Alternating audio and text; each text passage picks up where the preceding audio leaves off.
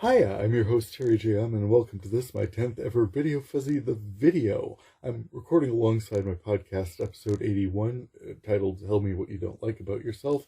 First off, a change in scenery in this one. I felt it was about time to reorganize the recording space a little on this one. Welcome. In this set, cataloging discs 1276 through 1300 in my classic collection, I discovered a set of Nip Tuck episodes featuring the Carver. With disc 1283 in my classic collection, I encountered episodes of Ryan Murphy's Nip Tuck, Miami's gonzo plastic surgeons Sean and Christian, that's Dylan Walsh and Julian McMahon of McNamara Troy, teamed up with the brilliant and beautiful Quentin Costa, played by Bruno Campos. His presence in their surgery and their lives coincided with the beautiful Rona Mitra's Kit McGraw as she investigated the serial slasher terrorizing South Beach, the Carver. The Carver storyline in the third season of Nip Tuck hit across many story points for this show. The Carver's MO was an attack on the celebration of beauty, the aspiration of physical perfection, and a personal sense of agency and security. Paralyzing the victims so that they are aware of the entire assault, the terrifying violation of the rape juxtaposed with the impassive ceramic mask, which the Carver asserts is a primary sin of outward beauty that hides the corruption beneath. Taken together with the scarring cutting the victim's face, the assault crafts a serial criminal that, as we discover more about the perpetrator, fits with their long-term rage. Beauty is a curse on the world. As I rejoined the story in the episode titled Rhea Reynolds, the title character approaches the docs about injuries she said were inflicted by the Carver, but when she asks for additional surgeries beyond the pro bono repair work, Christian isn't sure. Karma turns out to be a botch when she's paralyzed but awake throughout the surgery. She tries to sue them for surgical paralysis, but accidentally confesses that she did indeed cause her own injuries. She is then attacked in her home and murdered by the Carver, who leaves evidence at the scene implicating Christian. In the next episode, titled Granville Trap, Kit brings Christian in, books him, puts him through all the humiliating, depersonalizing steps of incarceration, and holds him for questioning while she interrogates him and searches his condo. She even tracked down his biological mother, Gail Pollock, to confront him with his origin story, that he was the product of rape by a serial rapist. Gail thought, well, she had been told that Kit's investigation had uncovered him as the Carver, and worse. Longtime viewers knew that Christian had been beaten and abused by his foster father, but we did not know that he had practiced surgery on animals. So I wouldn't say we're introduced, but we are affirmed in this assessment of Christian as potentially a psychotic personality, certainly one with a troubling backstory. Kit has to let him go, however, when new evidence comes to light. Kit has fallen victim to the Carver while the Christian is in custody, making it impossible for him to be the Carver. It follows a 5-episode gap, some of which is already turned up elsewhere in this collection, one all the way back on discs 84 and 87, so wow, but the storyline resumes almost uninterrupted in this set with an episode titled Madison Berg, in which Matt, Sean's son, well, Christian's son, it's complicated, meets Ariel, a racial purist from a whole creepy family of them, and is messed up enough to fall for her. Maybe because, yeah, for one, Brittany Snow is hot, and also for Matt's having so recently been attacked by a flap of angry transsexuals who themselves were reacting to Matt's violently bad reaction to hooking up with her friend Cherry, also trans, who described herself in this 2006 production as pre-op. Ariel wants to make Wednesday's ghost story from Addams Family Values come true for Jewish girls at her school getting nose jobs or something.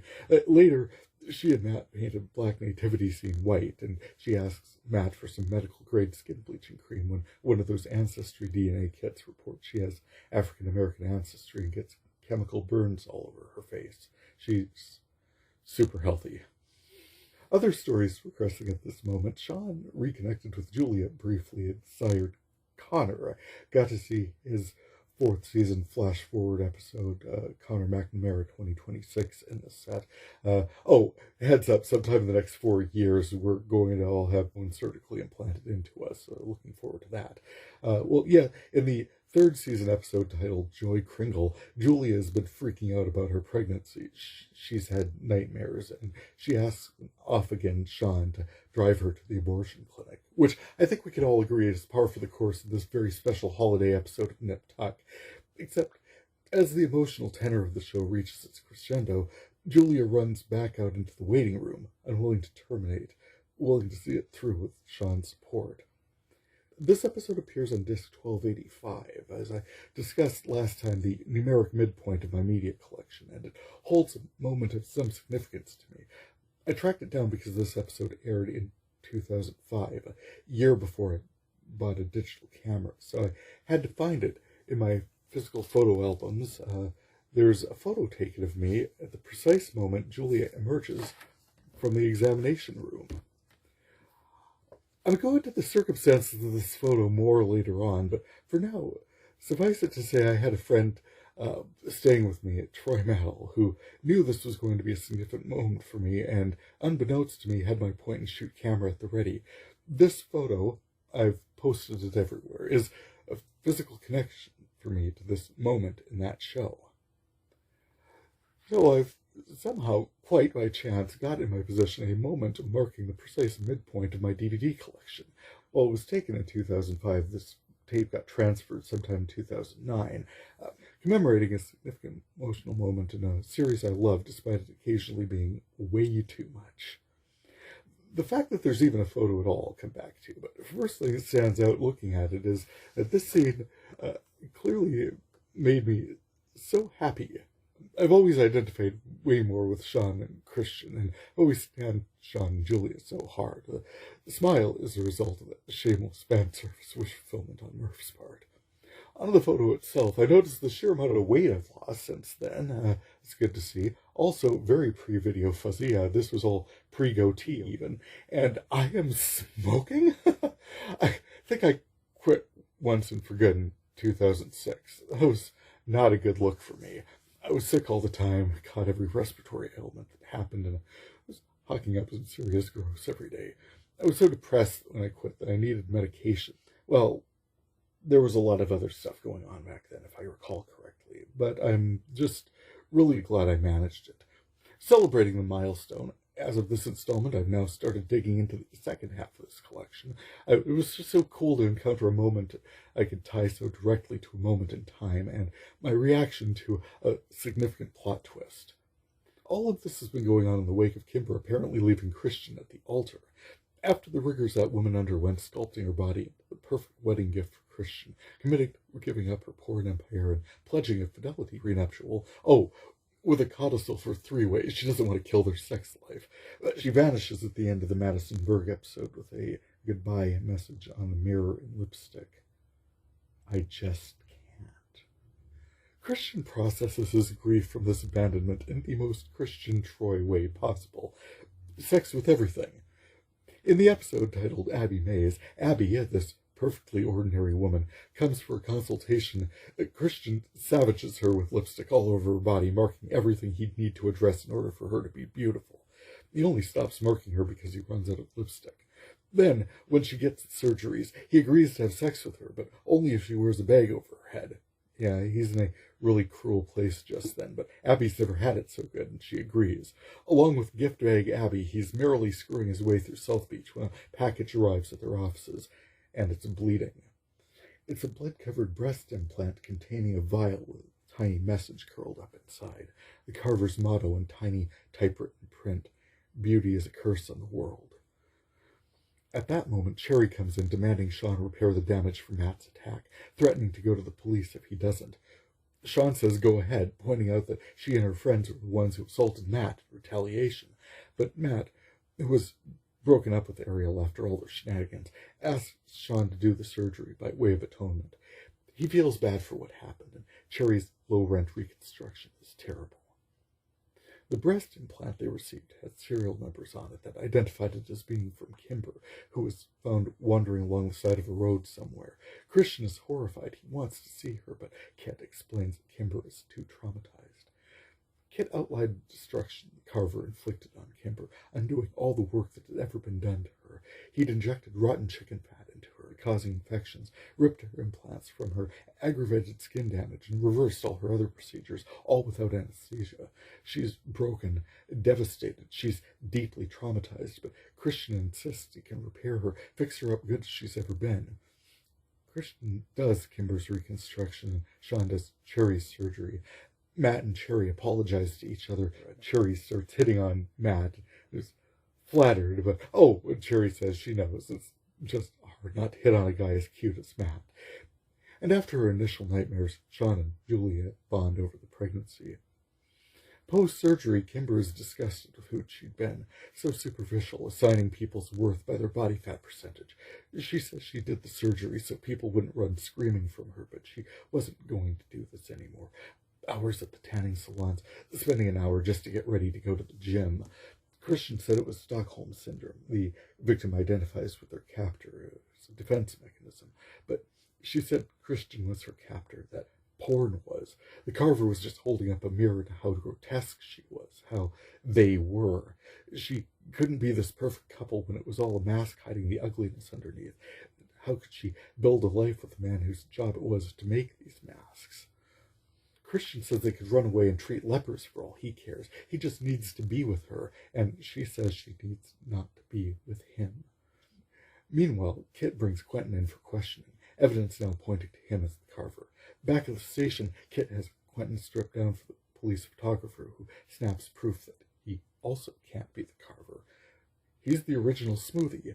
He has no means of raping anyone. A birth defect, he explains, developed in utero, a 5-alpha reductase deficiency. The story continued the second half of the two-parter, episode titled Quentin Costa. Sean and Christian called in after the Carver attacks 9 women at the sorority. They've been paralyzed, carved, and raped.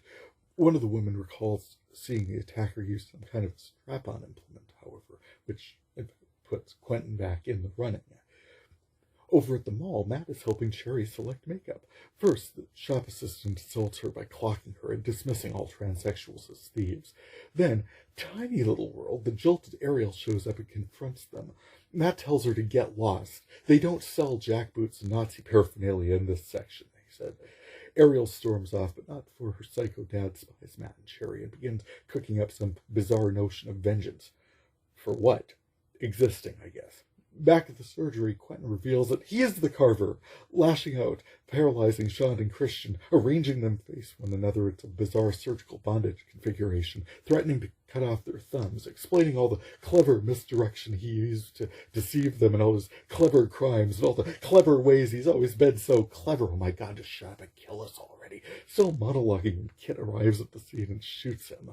While all this was going on, Ariel's dad, Eugene Alderman, abducted Matt and Cherry and dragged them to his basement full of white supremacy, forcing Matt at gunpoint to commit box cutter reassignment surgery on Cherry. Alderman then takes them out to the woods and digs a shallow grave for Cherry, ordering Matt to bury her. Matt says, "Screw it, you bury her. You want to shoot me? Bury both of us." Holding his attention, since all the while Cherry is stealthily climbing out of the grave to get in position to smack him across the back of the head with a shovel and shoot him with his own gun. After Quentin is examined and pronounced dead on the scene, after he is carried away to the county morgue, Kit reveals more of his backstory. Her investigation uncovered a journal, she said. His life is a product of incest. The 5-alpha no penis deficiency induced lack of primary sex characteristics in utero and his sister Violet's cleft face. He had so many attempted corrective surgeries that got him interested in training as a plastic surgeon, and he'd hoped to repair his sister's face. She died on the operating table, and he snapped, heading to South Beach, Miami to make a terrifying statement, culminating in this outlandish scenario. Thank God, Kit said, for the 911 call she received from a patient summoning her to the scene. They congratulate her and thank her again for saving them, only later to discover that the 911 call Kit mentioned was never made. Suspicious, Sean and Christian fly up to the orphanage in Maine to verify the truth of what she'd been telling them.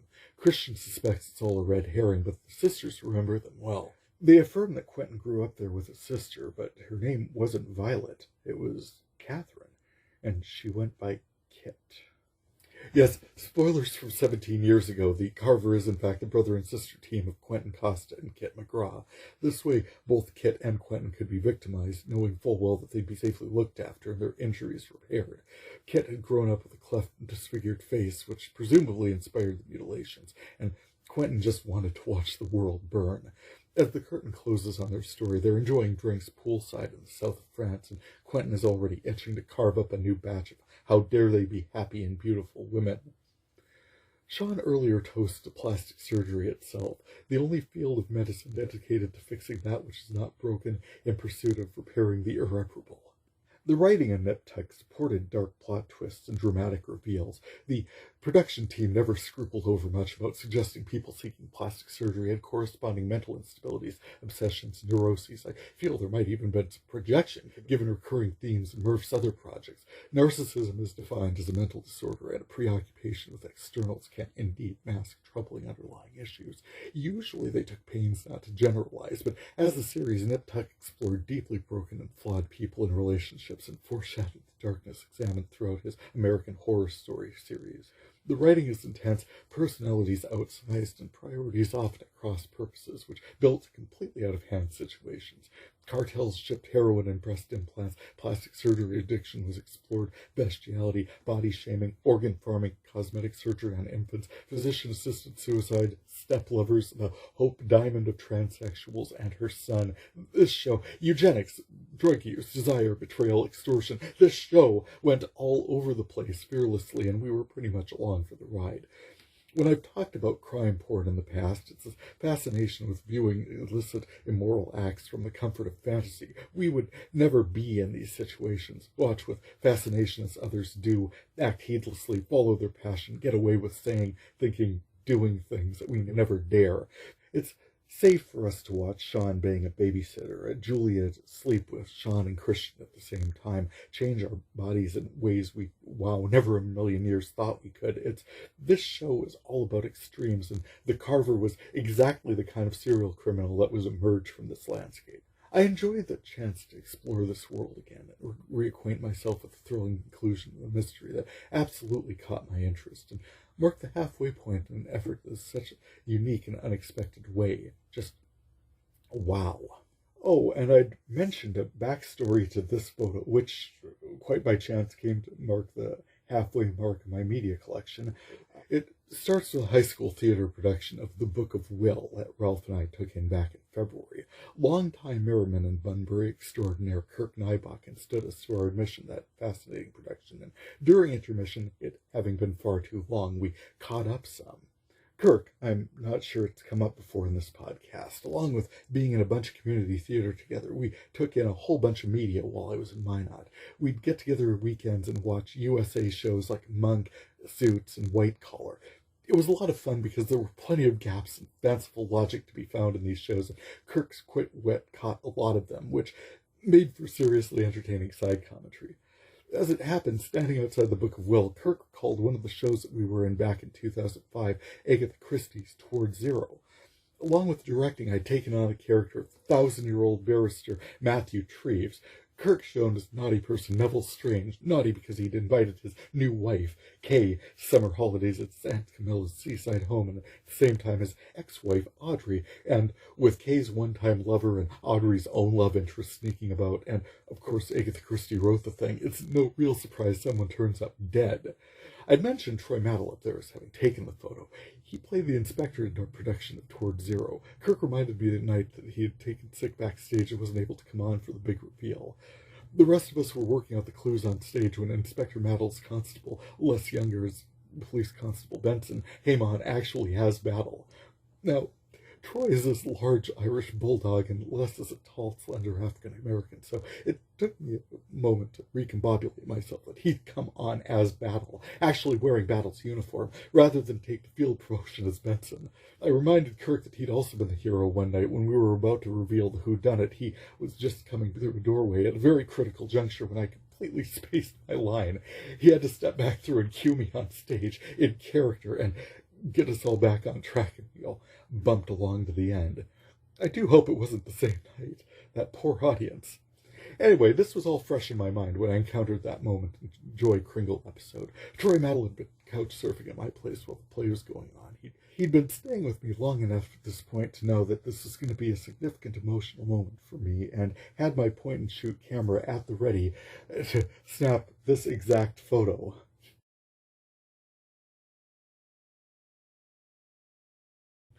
Thank you, Troy, and thank you, Kirk, for that fun trip down memory lane. Closing out, this production is a bit of an outlier, to be honest. I got after my cataloging right away after posting episode 80 and finished viewing everything weeks ago. We went to Chicago over my birthday in mid-March and hosted a friend from Ireland for a week, and we saw not one but 2 fun stage productions and a few movies. So if you're hearing this, it means I finally got this episode posted. I feel we must all anticipate a significant break in the proceedings. A, because heads up, I just legitimately have mass quantities of media I need to consume and have been putting off for months. And 2, I feel like I need to re-examine this project a bit in the face of streaming media. And in the spirit of significant reimaginations, I think this one's going to mark my sign-off for the VideoFuzzy the video entries. Unless some topic really just demands a visual component, I think my initial impulse of holding to an audio format is going to work just fine. It's going to streamline production, save me some time, and in theory get me through my cataloging efforts faster, which is kind of the point. That being true, I wanted to put this one together because 10 feels like a nice number to close on. I feel like they've given a good sense of who I am and what I've been trying to accomplish in this, and I want to thank you for your support and checking in. I know I've enjoyed putting them together, and I hope you'll check out VideoFuzzy the podcast, that link at the end here, especially at episode 81, Tell Me What You Don't Like About Yourself, for the complete installment, or check them all out on YouTube. Just like and subscribe for the latest, and for VideoFuzzy, I'm Terry J. Amon. Happy viewing.